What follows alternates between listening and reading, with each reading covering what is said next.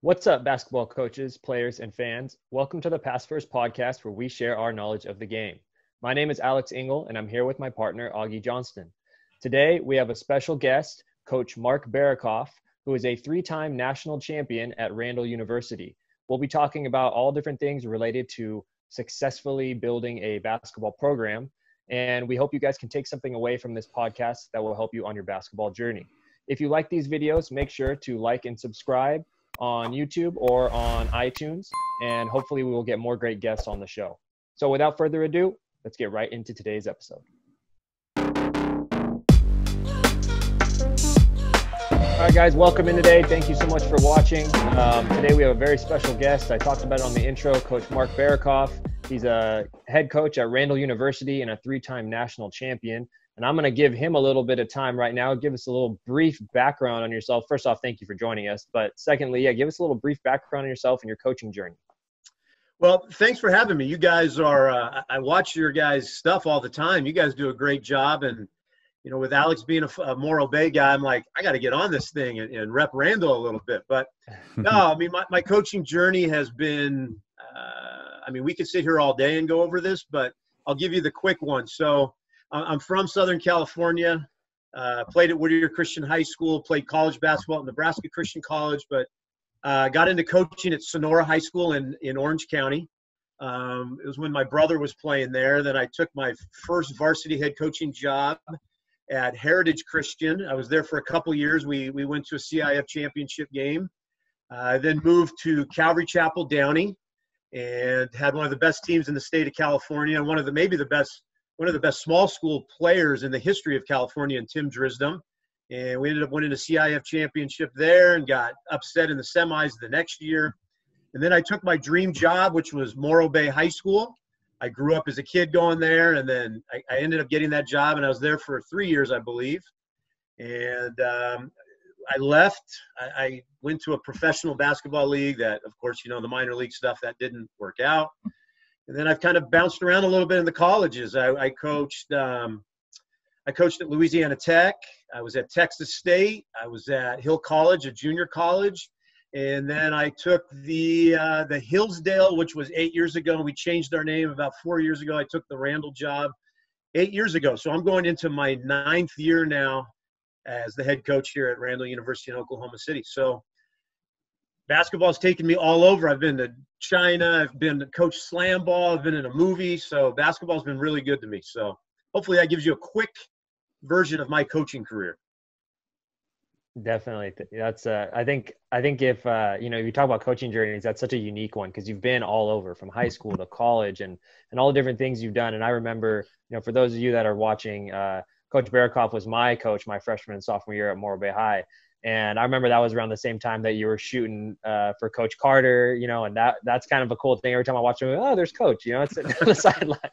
And the slam ball, it's just really cool to see how where basketball has taken you. And we talk about this a lot, that, the journey that just this orange ball can take you on is really, really cool. So definitely. Also, as a side note there too, for any coaches, young coaches too, that are listening to this, you learn a lot by jumping around, right? You were probably assistant coach, I'm guessing, at a lot of these places too, right?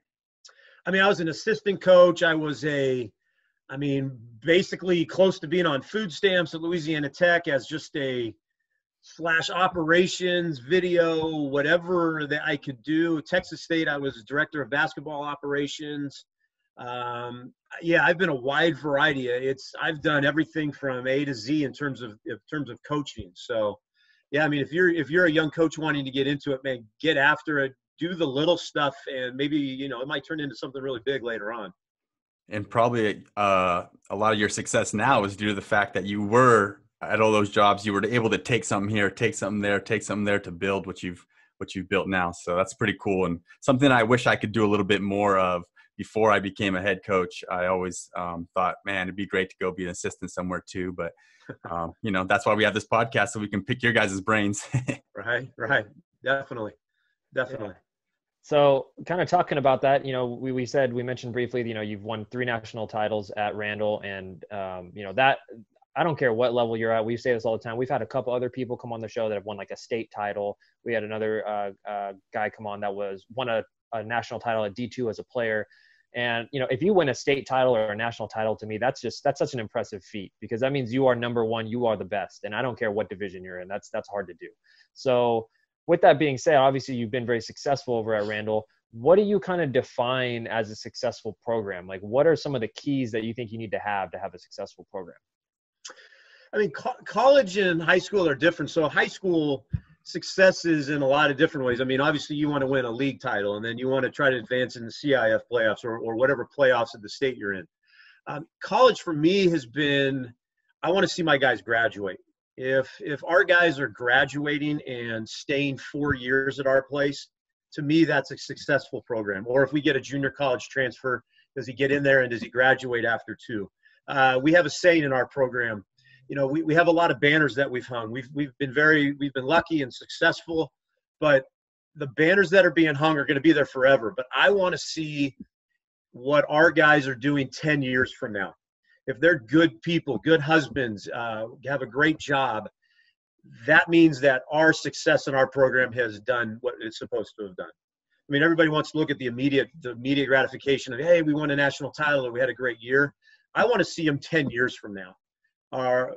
That to me defines a great program. So I'm a little bit different. I want to see it 10 years from now, 20 years from now. That's kind of what I define it as. I think, and when you talk about that stuff, you talk about character building, and having that being a part of your program. And I've heard coaches, not a lot, but I have heard some coaches talk about that in kind of the same way that you have, like, hey, we're going to try and build your character and, make you into a great person. And then that will hopefully translate to us being, good on the court as well. And I think for a lot of maybe more casual fans, they think of it as just like, hey, if you're not winning, you're not successful. Yeah. And I think there's obviously a lot more to it than that. No doubt. Yeah. I mean, it's a business, number one. And two, it's what I've found now that I'm getting older and I've been doing this for so long. It's easy to say those things. It's easy to set that and get that hook out there. But, now that I'm older and I've been doing this for a long time, it's like now that we say it, let's do it. I mean, I've changed things. I've got a daughter that's 19 and in college now, and I see how fast this thing goes. And I just want our guys to become great people. And I hope that translates into winning. But more importantly, I just want great people. Our world and our society right now needs people that want to make a change. And that's what I'm trying to do with our guys. Mm-hmm. Yeah. And when you talk about that, people talk about different program cultures and, every team I think has their own kind of culture that they build. How important do you think that is to creating a successful program to have a very specific culture or having a strong culture? So at Randall, our culture, it was not something that happened overnight. I mean, it took 2, 3, 4 years to get it done. What I found is when we finally had buy-in from our guys. Now, we have been very lucky. For 8 straight years, we've been in the Southwest Region Championship game. The first year to now, we have never not been in the Region Championship game. So there was buy-in from the beginning. But in terms of culture, I didn't notice it until about 2015, 2016, when I'd been there 3 or 4 years. We played in the national championship game in 2015, and we ended up losing in the national title game. But that team bought in, and the culture went from that team. And then the culture's kind of just taken off. It's like, this is how we do it at Randall. It's weird. Like, the older guys say, we don't do it that way. This is how we do it at Randall. We want to make the extra pass. We aren't looking for the good shot. We're looking for a great shot. And it's, as you go on and you get older guys in your program, if they're repeating that stuff to the younger guys, your culture's taken off. And that's what I've seen at Randall. And it takes a while. I think a lot of young coaches want to jump in and say, this is our culture. That's hard to do. I mean, I've done that before at high schools. I'm like, this is our culture. And then it's just like demand. But you got to have buy-in, and then it's got to be the older guys pass it on down to the younger guys, and the younger guys become older and they pass it on down. So that's tough to do. It takes some time, but that's what our culture right now is at Randall. Where does that culture come from? Like, as far as, and what does that exactly mean? Like, as far as our culture is, we make the extra pass or we play unselfish and all that. And like, where does that come from? How, like, for a coach like myself, how could I say, hey, I want our team to be, the culture is that people don't miss practices, they're hard nosed. How do you do that? Great question. It's constantly talking about it with your team. And it starts with the head coach being the example, because it's easy to go in and say, this is what we're going to be. And then you walk into the gym and then you allow a quick shot to happen and you don't address it. So it's got to be something, a daily thing every single day. When you go to practice and you look at your practice plan, I always used to make a note early on, especially when I got to Randall, this is what we're trying to build. And I always would look at that. So a quick shot, you don't accept a quick shot. You constantly build every single day. And it's almost like you just beat it in, not beat it in, but like constantly put it into their brain. This is how we're going to be.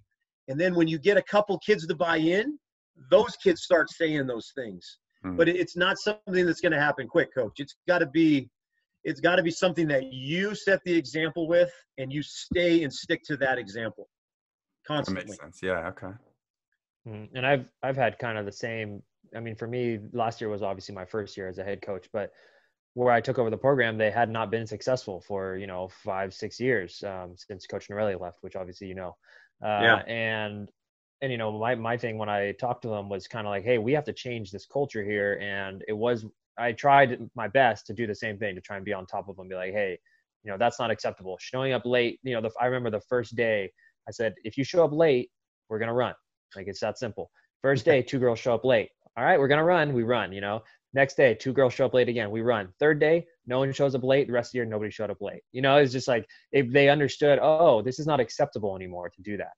They're testing you.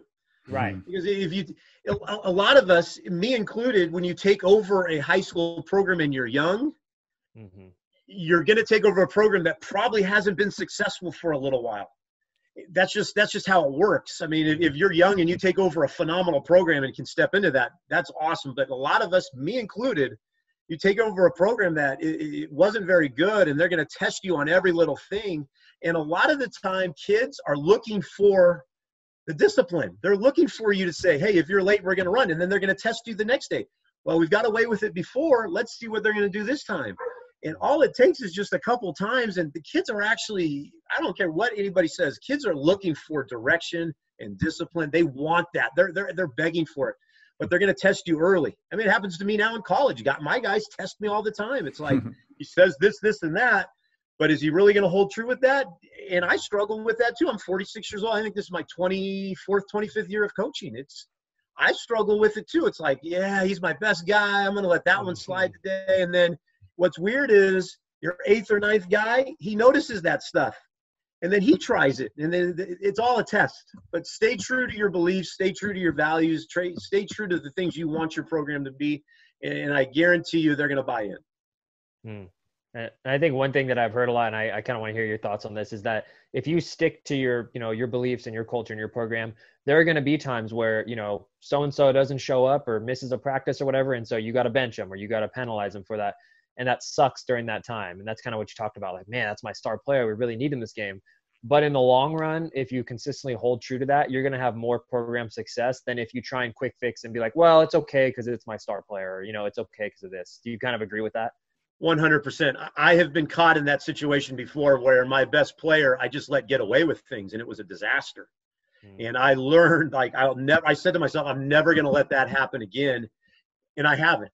I mean, your culture and your program, kids are going to test you. Don't let them make the decisions for you. You're the one that's in charge.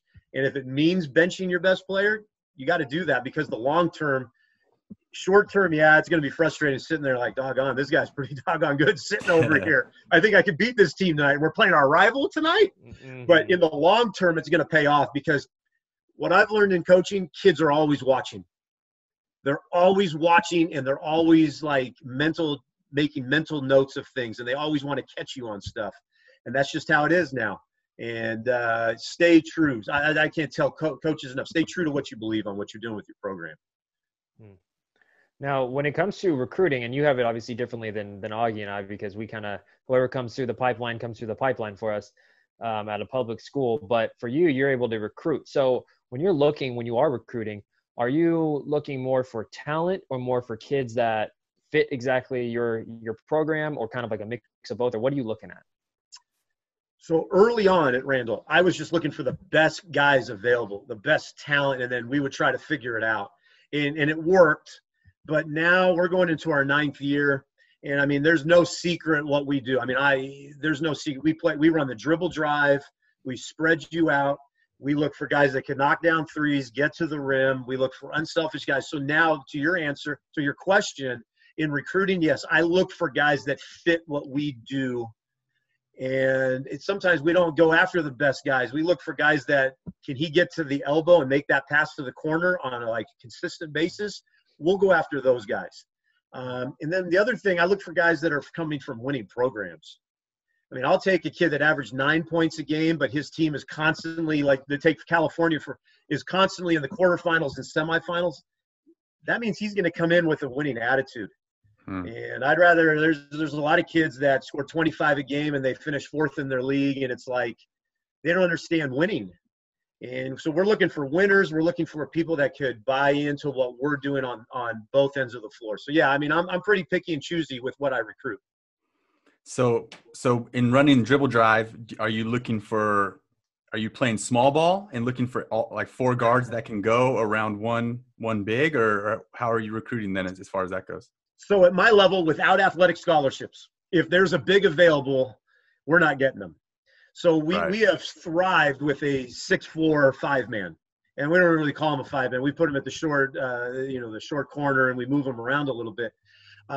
Yeah, I mean, we play 4-out-1. So yeah, we're looking for guards or longer athletic guys that give us some length, because we're not going to find the big out there. Now this year, we're actually able to bring in a 6'10" kid out of Dallas. So we got a little bit lucky with that. But, yeah, we're looking for guards that can knock down shots and are athletic and get to the rim. And, I mean, out there, there's a million of guys like that. So we've been lucky in that sense, and we've been able to get some really good players. But we've never really had a big, Coach. Okay. I mean, I think our biggest guy was a 6'7" kid out of Detroit when we won 2 titles with him in 17 and 18. Isaac Bowles, and he was a stud, but I mean, we still played the same way. We just kind of adjusted a little bit with him. Yeah, and that sounds nice for the dribble drive, where you're not really looking to throw it inside too much anyways, more just kind of dish offs for the big. But yeah, cool. Do you guys, just as to get my last little X's and O's question in, do you guys run traditional dribble drive, or do you flash high post the big sometimes or anything? Or yeah, I mean, yes, technically we run the traditional dribble drive, but we incorporate a lot of European quick hitters into it. I don't watch much NBA. I watch more of the European game, because they run the best stuff, because in NBA is great, but there's no help side. There's no 3 second. There's 3 seconds in the lane. So I mean, it doesn't make sense for me to follow the NBA stuff. I mean, there might be a little quick hitter in there, but traditionally, yes, from the initial setup, yes, we do, but we run a lot of European action out of that, and we try not to set on-ball screens, because we want our guards not to get clogged up, so we really space. I mean, we played Baylor, I want to say in 18 on national TV, and we gave them a lot of trouble even in their zone, because we spaced it out so much, and we have guys that can knock shots down. I mean, we were down 8 with about 8 to go on national TV. So, wow. I mean, we're talking a school of 200 to Baylor. And so we space out. Spacing's huge, Coach. So, but yes, traditionally, yes, the basis of it is the traditional dribble drive. Nice. And kind of tying this a little bit back to recruiting, but just in general, with your assistant coaches, how important are they for your program? And you can tie that into recruiting and everything involved. So if you're going to work for me, especially at Randall, I'm going to let you do every single thing there is to do. Right now, my associate head coach is Garrett White. He played for me for 2 years. He was a GA at Cameron at the Division II level. Garrett he ran our defense last year. I'm going to let him do the offense this year. He recruits 24/7. At a small Christian college, we don't pay a lot. So my philosophy going into that was, let's let them do everything. So I'm not one of those guys during practice that is just my voice. I let my coach, I'd be really truthful about it. He takes over 90% of the practice. I kind of just jump in when I need to. Why? I want them to get as much experience as possible. I want them to be able to go from Randall to go to any job and say, I've done travel, I've done recruiting, I've done academics, I've been in the office, I've done film. I mean, Garrett does a ton of film.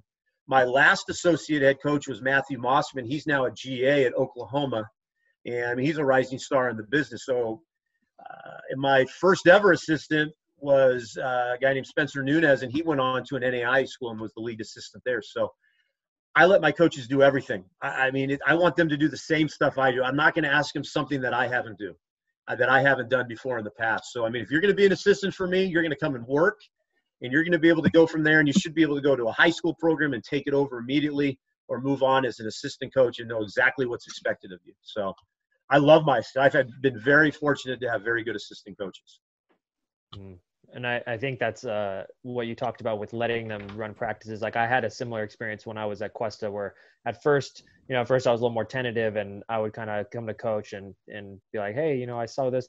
And at one point he was just like, all right, go tell them, like you can go out there and tell them, like, I trust you that's why you're on staff with me. And I like that. And I appreciated that. And it was, as I got to my 4th, 5th, 6th year there, it was just like kind of the same thing where I'm out there with another assistant and we're running a lot of the stuff in practice or talking about a lot of the stuff in practice. And I think that does give you so much value.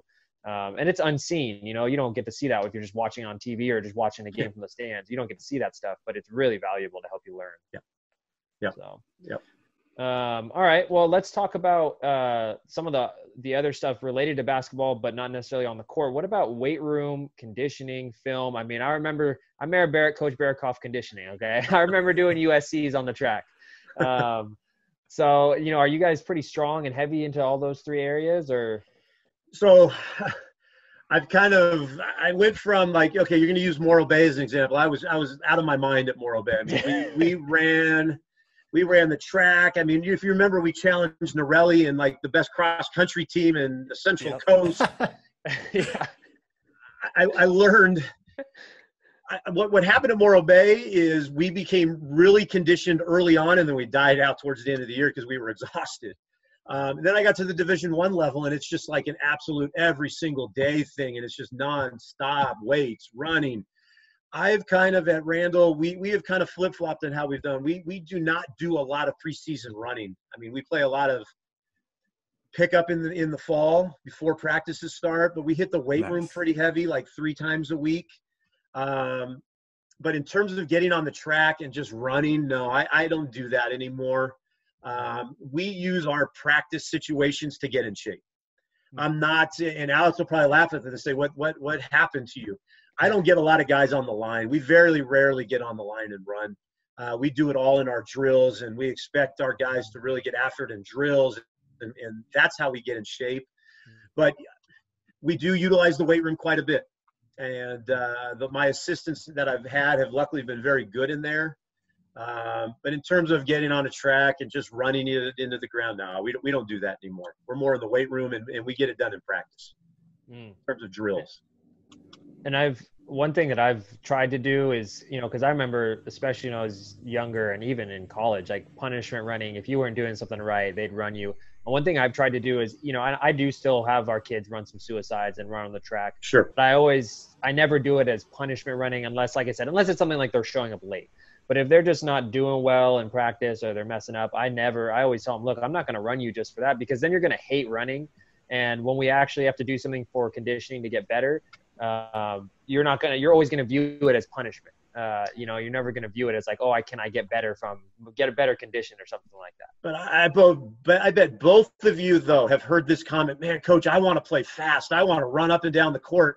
But when it actually comes time to do that, they're like, man, this is crazy. This is too much work, but they all want to play fast, So, I mean, like we still do. I mean, if guys do something, I mean, we do punishment. I hate punishment running, but yeah, I mean, punishment running, but we try to get it done in drills, and we try to make everything competitive. So if they don't get it done on the scoreboard, yeah, we'll throw you on the line and we'll go up and down a little bit. But, high school is a little different than college. I mean, maybe if I was back in high school, that's an easy thing to do. And I'd probably go back to doing that. Alex is probably thinking, why was it like that for me? Because, at Morro Bay, I was crazy. We were on the line for like a missed pass or a wrong dribble. But, as you get older, you kind of change your theories on things and you see how things work and don't work. And so, we still get after it, but not crazy like I used to be.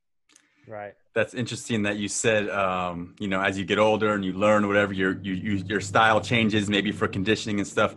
My follow-up question to that is how has your style changed as far as style of play, since maybe you were at Morro Bay, or kind of the stuff you ran, like were you running dribble drive then, or how has the types of offenses and defensive styles changed throughout your career?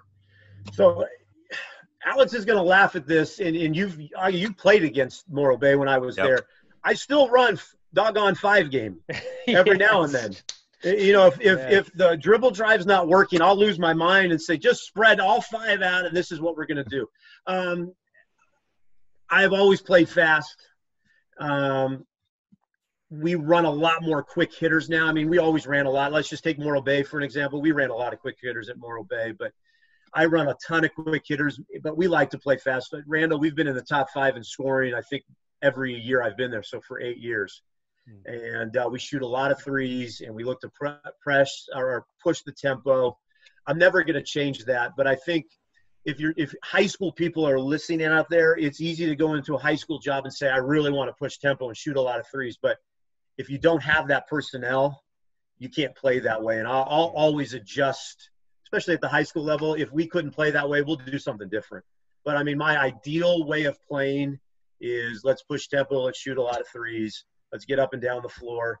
I can live with some quick shots here and there, but I've been able to recruit for that. At high school guys, you get what you get, and you might not be able to do that. You might have to run a zone or be really patient on the offensive end. So, but to answer, we play fast. Nice. We play fast. I don't ever want my point guard looking at me and saying, what do we do? I want my point guard to get up and down and go and make the decisions for himself. So do you have like a scripted fast break that you guys run, or how do you guys get out in a primary transition look? I mean, initially, yes. I mean, we don't run anything like North Carolina break or anything. I mean, we run left and right, left Larry, right, left. Whoever, we just get out and go. We fill the lanes. We have a guy always run to the rim. We always have our 4-man trail. And then once we get into that, it's just an automatic. But no, nothing like set, like you have to go here, you have to go there. I mean, if you're on the left side, you're going left. If you're on the right, you're on the right. And if we have a 4-man that can push it, I mean, we probably had one of the best players that ever played at the NCCAA level, and Trey Sneed. He was a 3-time National Player of the Year. He was 6'5". If he got the rebound, he went out and took it. So we're not a traditional get it out to your point guard, and this is how we're doing it. We just get out and get after it and go. So Cool. It makes it easier and it makes it difficult to scout. So it sounds a little almost positionless as far as is it 4-man inbounding the ball every time, or is it closest player? Yeah, we don't like say you're the. I mean, at the start we're like you're the 1, 2, 3, 4, and 5, but we are positionless. Our 4-man, we kind of designate. They kind of know the 4-man. If you want to get real down to it, our 4-man always inbounds it. Our 5-man always runs to the rim, right down the middle to the rim. Cool. So, yeah. I'm going to have side note. I'm going to clip out that section of you saying we still run 5 game. I'm going to send it to all the Morro Bay guys just to make sure. Great. 5 game is still alive. It's still alive.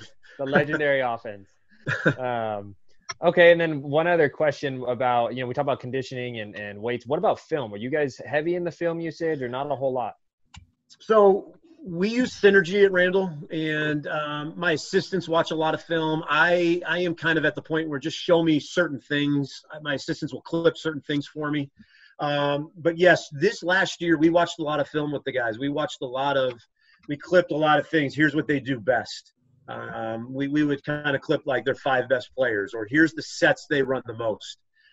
We constantly ask our guys and let them know, hey, you can come into the office and watch film with us. Or we give them our Synergy account. So a lot of them go on there and, they watch their stuff. But, I mean, my assistants watch a lot of film. I always just want to know, tell me what they do best. Where do they like to score from? What are their best sets? I'm not a big guy. It's just hard for me to watch. I'm the athletic director, and I teach, and I'm on a lot of administrative committees. So I just want to know what they do best. Yeah. I have learned over the years that kids – high school and college, even at some of the better programs that I've been at the Division I level, it's like you give them a scouting report, the ball's tipped. I don't know how many of them are remembering the scout. I mean, I was at one place where we had like 30, 40 pages of notes on this stuff, and it's like, that's great and all, but I don't remember how many are remembering 40 pages of scouting stuff. They know who the best scorers are, know who shoots the best threes. This is what they like to do at the end of the half. this is their go-to set. That's kind of what we do at Randall, and that's what we focus on. Our scouts are one pages at our place.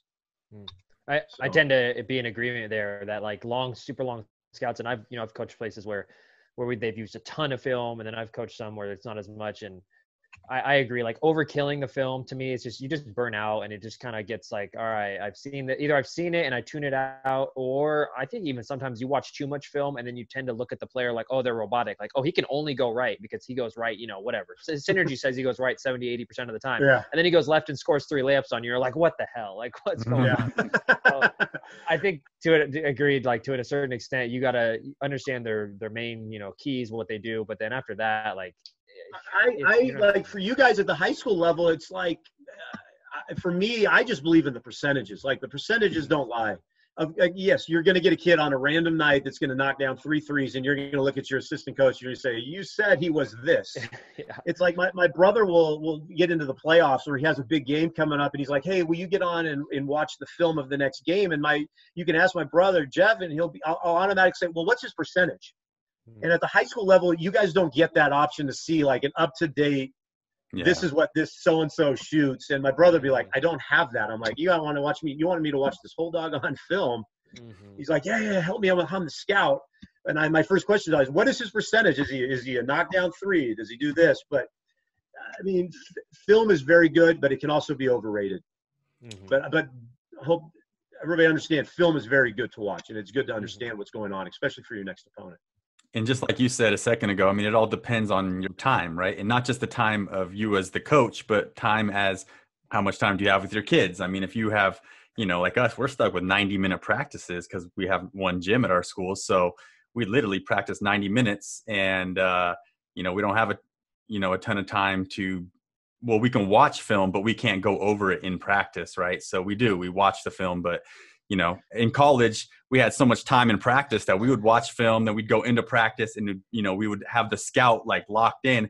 They would call, thumb up in the game, and everyone on our bench would yell, thumb up. And we would know we're going to switch this. And then, so we can't do that in high school. Like there's no way we could get to that level. So good advice for high school. And I've learned this is, so you have 90 minutes to practice. So Paso is your hated rival, right? You're not going to lose to Paso. That's got to be like the number one thing, right? Definitely. So in your practices, every now and then for 5 minutes, throw some Paso stuff in there without them even knowing it. Yeah. Put a drill in and say, like, that they're running. Is it Jasper still there? Yep. Okay, yeah, you don't want to lose to Jasper. So you put in, like, this is his go-to play. Like, every now for 5 minutes, run a drill that kind of centers around that, and they don't even know they're doing the scout. And you can do that. So you have 3 days to prepare for Paso. You have 3 days of throwing in 5. That's 15 minutes of Paso that they won't even realize. Yeah, I love that. So that's kind of like when we're on the road and we've got an hour shoot-around time. You guys know this in college, that it's like that hour stretch, and then it's like 30 minutes of the coach just going over it. You could do that at the high school level. And I think that's a good little tip is put in 5 minutes of your next opponent. Your kids won't even realize what's going on. That's love that. Yeah. Okay. All right. So we got to our rapid fire section now. So I'm going to be throwing questions at you. And you can just give us short answers. I mean, you feel free to elaborate on them if you want, but you're going to get a succession of probably 7 or 8 questions. So we're going to start right off the bat, man or zone defense? We play 90% man. I've always played man. Depends on your personnel. We've just recently, Alex, you probably remember we ran the Amoeba, the Vegas defense. We still run that at Randall. We've given a lot of upper level teams a lot of problems because it looks like you're in a 1-2-2 or a 1-3-1. But for me personally, we play a lot of man defense. Okay. And then force middle or force baseline? Well, we try to force to the baseline. Seems like we're constantly working on taking away the middle. But in terms of our Randall Saints philosophy, we force baseline. Okay. And I think you kind of already answered this one, but up-tempo offense or slow it down? We like to push, but I mean, in a tight game, last 5 minutes, we'll slow it down and run some quick hitters. Okay. And then what about shooting the mid-range? Are you a fan of it or no? Okay, so I feel like I'm the only guy left, and I hope maybe you guys – we work on mid-range jumpers more than maybe any school in America. I mean, we work on it all the time. I heard way back when – I don't remember which coach it was, but if you want to be a pro – now maybe none of us are going to have pros, but I learned this is you got to have three facets of your game. You got to be able to finish at the rim. You got to be able to knock down a mid-range jumper, and you got to be able to make a three. And if you don't have those three, you're going to struggle. And I've for 20 some years, I believed in that. We work on the mid-range jumper every single day, and I am a proponent. And Alex, you know that the elbow jumper. I believe in the elbow jumper. If you can make an elbow jumper, you're going to be very successful. And our kids, it's ingrained in them to get to that elbow and knock down a jumper. So yes, mid-range jumper all the way. I love the mid-range as well. So you got me on your side. I know Augie likes it, but he's kind of a little more towards not as much. I'm not a mid-range guy.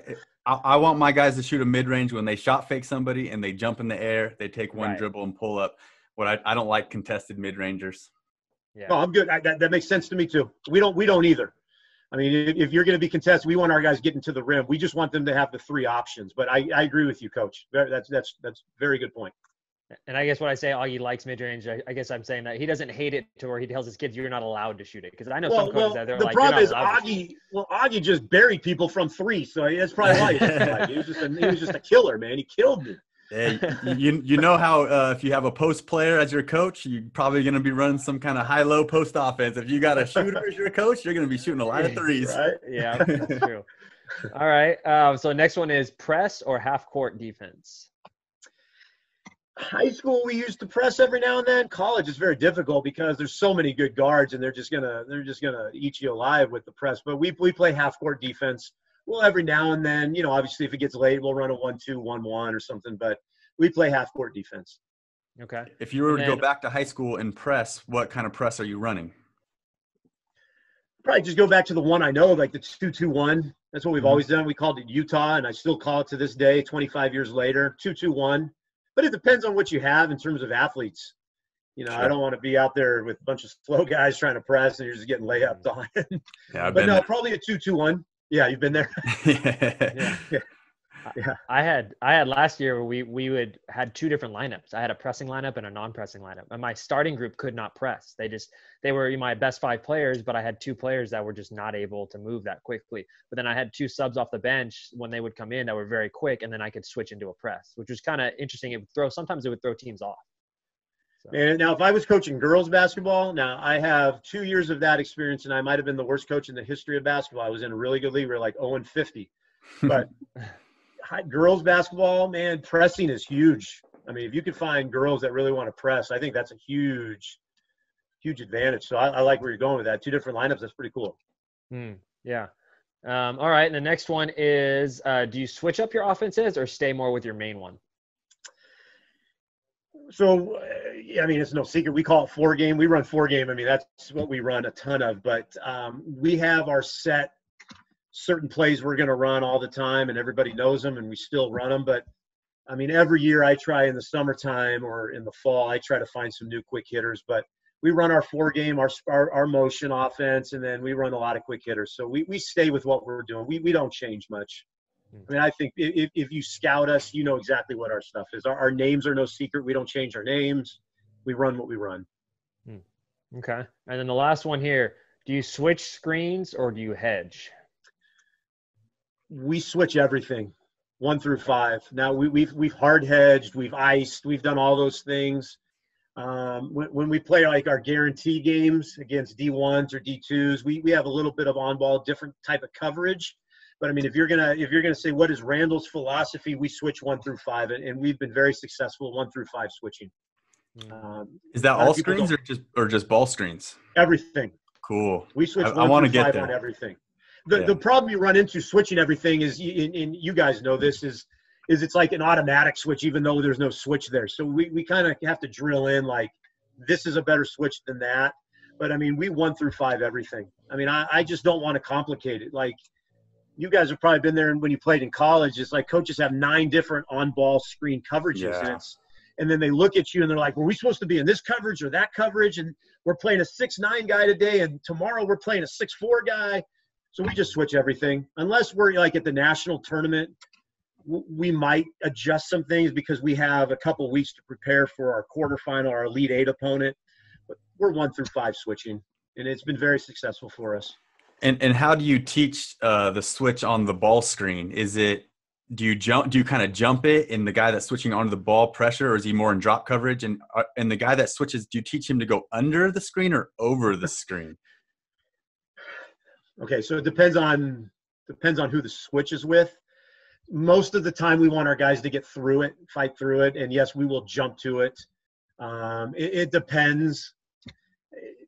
It depends on if that guy's just a knockdown shooter, we might adjust our coverage a little bit for that game. But we like, when that pass is made, we like our guy to get up into it, forcing baseline. And then when that switch happens, it's just like a jump to that switch and get. Hopefully that makes sense. It's hard to show it on Zoom. Right. But a lot depends on if it's a knockdown shooter. At the NCCAA level, it's guard heavy, and there's a lot of guards that could really score. So we try not to go under a lot of the times. Now, when we play our guarantee games, when we play D1s or D2s, there's just a lot more you can do because a certain guy is their guards are just a little bit different. So we'll have different coverages. Okay. All right. Well, that was it for the rapid fire section. So then before we let you go, we got one final question for you. Obviously you've been in the game, you said, for almost 25 years. So if you had some advice, either one piece or just whatever it is, some advice for up and coming younger coaches, what would that be? So like the word like networking gets thrown out a lot, and it's like, everybody says go text coaches or email coaches. I think young coaches need to try to network. And I mean that. It's an easy word to throw out there, an easy term. Get out and network. Find the local college coaches in your area and say, hey, can I come watch a practice? And take notes. You might not like anything that they're doing, but take notes on that and have it saying, I didn't like anything they did. I'm not going to do that. Get out and talk to these guys. I mean, they've all been around. They all have different ideas, and you might find a drill that you like. Email coaches. You might not ever get responses back, but email them. If a coach walks in your gym, email them back. Have your guys go shake their hands and introduce themselves.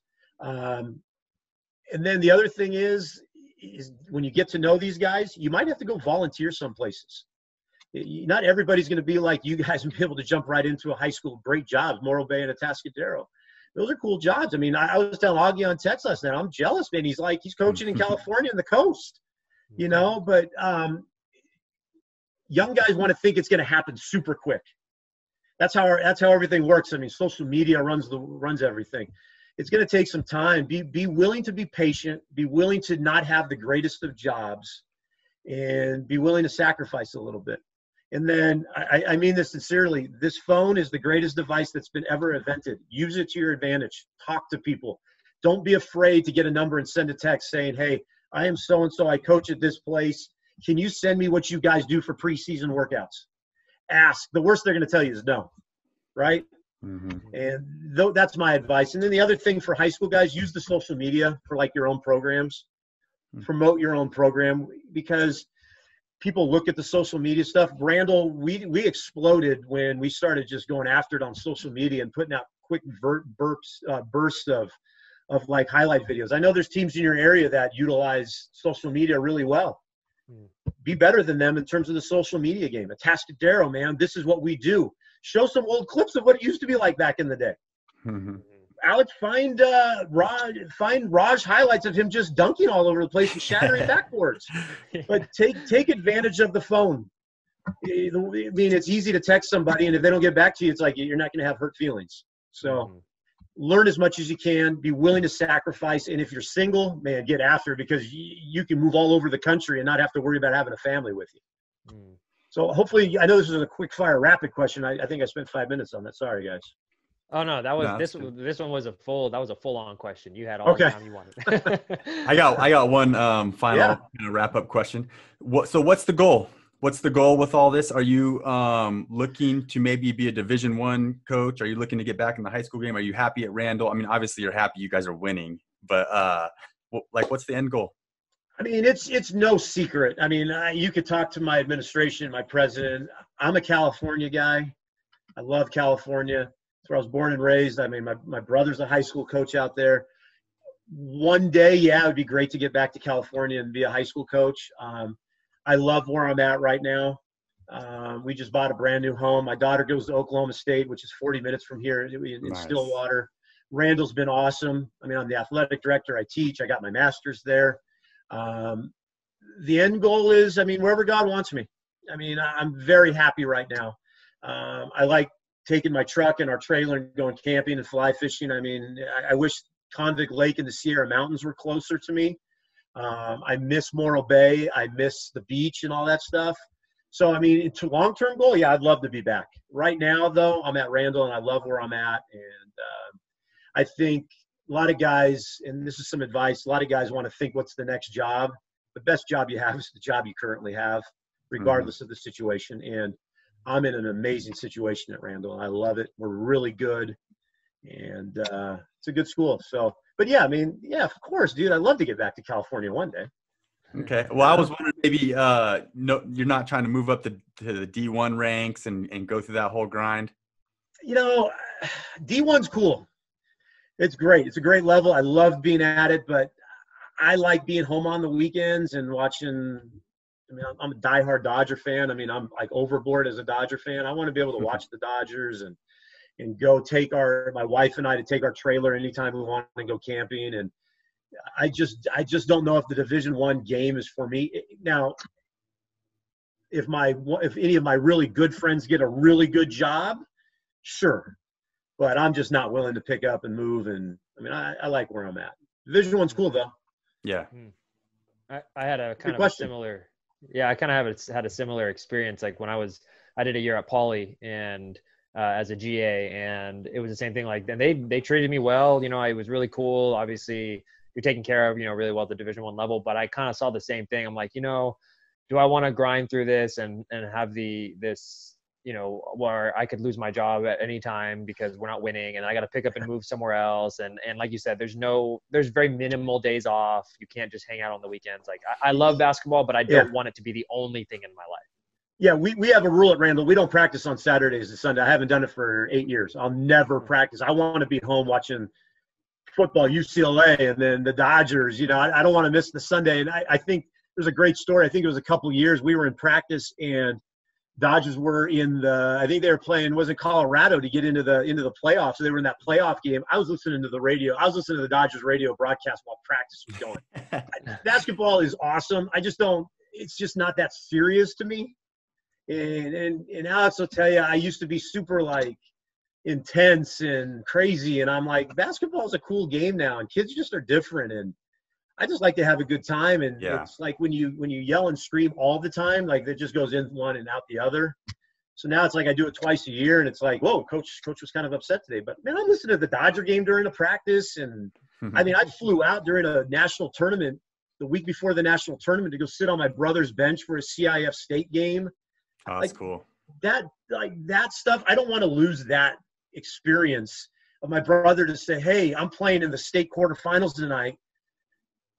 Can you sit on the bench? Or I don't want to miss that. Like I love being like the fourth assistant getting the water ball. I mean, I sat on his bench for a CIF championship game a couple of years ago, and I was the water guy. That was awesome. But I never would have been able to do that if I was somewhere at some crazy school where you're practicing, you know, hours upon hours. So yeah, right. I mean, love basketball. Basketball is a really great game, and like high school, man, that's awesome level. Don't ever think anything different. High school is a great level. I miss high school basketball.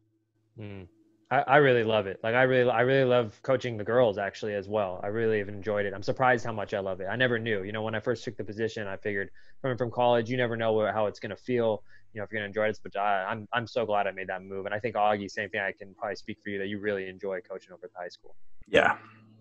Well, it's cool. And Alex, I noticed you guys are using the old gym more. I was like the only guy that loved that old gym. Now you guys like redo it. And like, I remember playing I set up the game with Paso like in our own tournament to get bounced out of there. But we played Paso and Jasper in the old gym. Remember, it was like jam-packed with people. I'll tell you what I miss. I miss rolling into the high school and seeing the fog on the rock. Man, there's nothing better than walking out of our gym and going surfing with Raj and you guys. I mean, that was cool, man. I miss that. I miss that. So, and the guys that would ditch school to go surf. You know, what other school gets to do that? I mean, come on, that's like the greatest life ever. Where were you? I was out surfing. So you're back for fourth period? Yeah, coach, I'm back.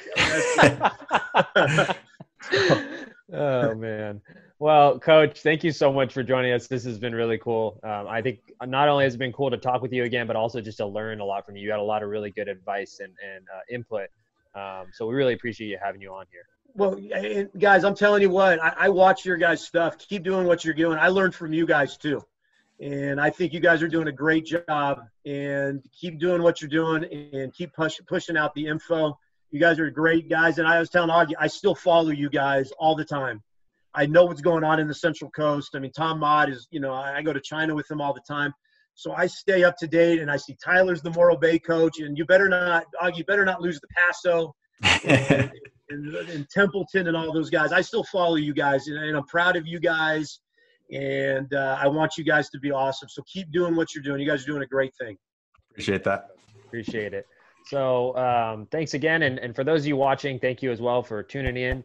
If you're watching on YouTube, make sure to like and subscribe. If you're watching on or listening on iTunes or Spotify, make sure to subscribe there as well. We come out with a new episode once a week, and we hope to see you guys in the next one. Peace.